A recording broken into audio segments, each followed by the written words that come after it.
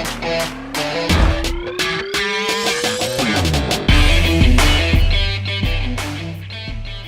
Sterile Processing Universe, it's Hank Balch here with another episode of Fighting Dirty. I got Justin Poulin here as my guest today, and we're going to talk about a controversial topic, Justin.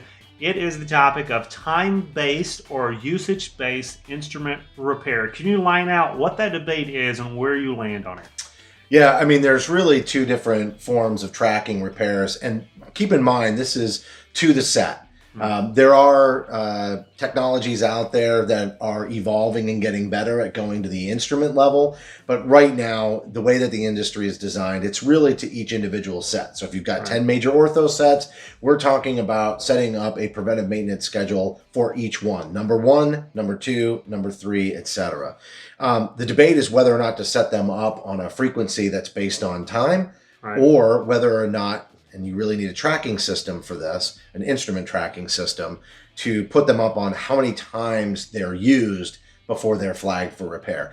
To me, there is no debate. It's pretty straightforward. If you have an instrument tracking system and you know your data is good, it will have a repair module built into it, and you should be utilizing that so that every tray is seen, number 1 and number 2, at the same usage interval, because they don't all get used equally, and they're not all rotated. If you think about just going to the grocery store, you don't stock milk that had, milk that was stocked 2 weeks ago behind it. You don't just put new milk in front of it. I'm pulling from the back, guys. Yeah. I'm getting the latest expiration date on the very back. Yeah, but you're right. That doesn't happen practically in the sterile processing department for a number of reasons. Extra time. You'd have to move the inventory out of the way.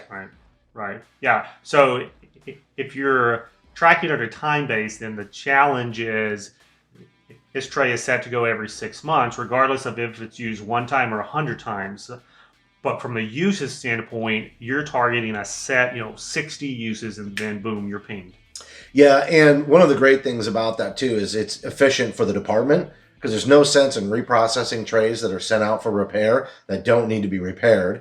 And it's also rough for the repair company, because depending on the type of agreement you have with the repair company, it may not make sense for them if they're just billing, based on the repairs that are in a tray. They pull out a tray, they take more time to inspect it than they do to repair. They don't bill anything.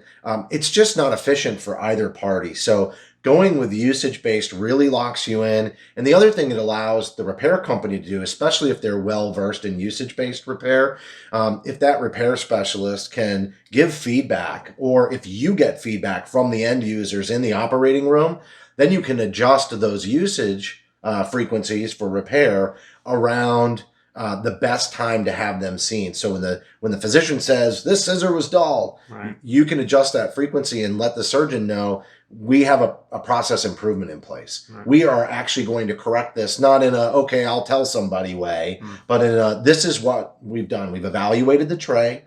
You're right. All the scissors in here were due for sharpening, so we're going to see them every 25 uses instead of every 30 uses. And it also encourages feedback and dialogue between the repair company and whoever's overseeing the repair process, because if there's some preventable damages based on misuse and abuse of the instruments during the procedure, you should be able to get some information on that and share it back to help reduce the number of repairs as well.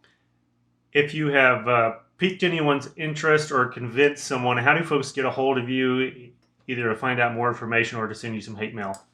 Well, the hate mail can go to info@beyondclean.net.